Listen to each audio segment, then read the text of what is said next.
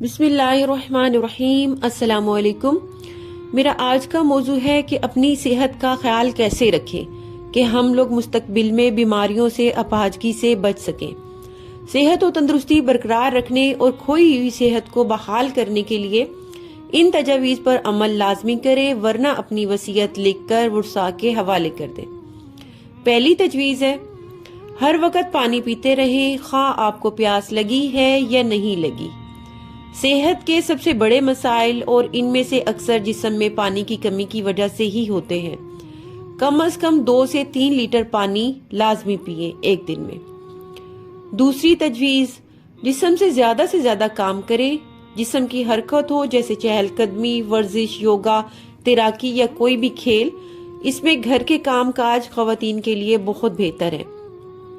تیسرا مشورہ، کم کھائیں۔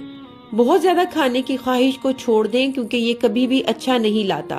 اپنے آپ کو محروم نہ کریں بلکہ مقدار کو کم کریں۔ پروٹین، کاربوہائیڈریٹ سے بھرپور غذائیں زیادہ استعمال کریں۔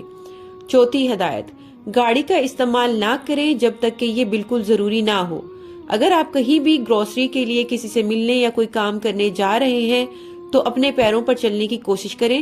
لفٹ، ایکسیلیٹرز وغیرہ استعمال کرنے کی بجائے سیڑھیاں چڑھیں۔ پانچویں ہدایت، غصہ چھوڑیں، فکر کرنا چھوڑیں، چیزوں کو نظر انداز کرنے کی کوشش کریں۔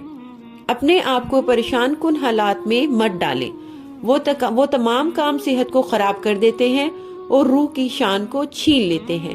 مثبت لوگوں سے بات کریں اور ان کی بات سنیں۔ چھٹی ہدایت، سب سے پہلے پیسے سے لگاؤ چھوڑ دیں۔ اپنے آس پاس کے لوگوں سے جڑیں، ہنسیں اور بات کریں۔ پیسہ بقا کے لیے بنایا جاتا ہے، پیسے کے لیے زندگی نہیں گزاری جاتی۔ ساتواں نوٹ، اپنے لیے کسی ایسی چیز کے لیے جو آپ حاصل نہیں کر سکتے یا جس چیز کا آپ سہارا نہیں لے سکتے، اس پر افسوس نہ کریں، اسے نظر انداز کریں اور بھول جائیں۔ آٹھواں نوٹس، پیسہ، عہدہ، وقار، طاقت، خوبصورتی، ذات اور اثر و رسوخ، یہ سب چیزیں انا کو بڑھاتی ہیں، عاجزی لوگوں کو محبت سے قریب کرتی ہے۔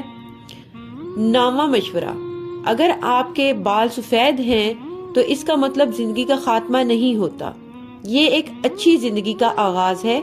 پر امید بنیں، یادداشت کے ساتھ زندگی گزاریں، سفر کریں، لطف اندوز ہوں، یادیں بنائیں۔ 10ویں ہدایت، اپنے چھوٹوں سے پیار اور ہمدردی اور پیار سے ملیں۔ کچھ طنزیاں مت کہیں، اپنے چہرے پر مسکراہٹ رکھیں، اس سے کوئی فرق نہیں پڑتا کہ آپ کے ماضی میں کتنے ہی بڑے عہدے پر فائز رہے ہیں۔ اس سے حال میں بھول جائیں اور اس سب کے ساتھ گھل مل جائیں جو آپ کے پاس موجود ہے۔ ویڈیو پسند آئے تو لائک اور شیئر کرنا نہ بھولیں، چینل کو سبسکرائب لازمی کر دیں۔ اور میری سب سے آخر میں ایک نصیحت ہوگی آپ سب کے لیے کہ قرآن پاک کی تلاوت کو زیادہ سے زیادہ پڑھنے کا معمول بنائیں، کیونکہ جو شخص روزانہ قرآن پاک کی تلاوت کرتا ہے اس کو بڑھاپے تک بھی یادداشت میں کمی نہیں آتی، اس کی عقل قائم رہتی ہے۔ جزاک اللہ۔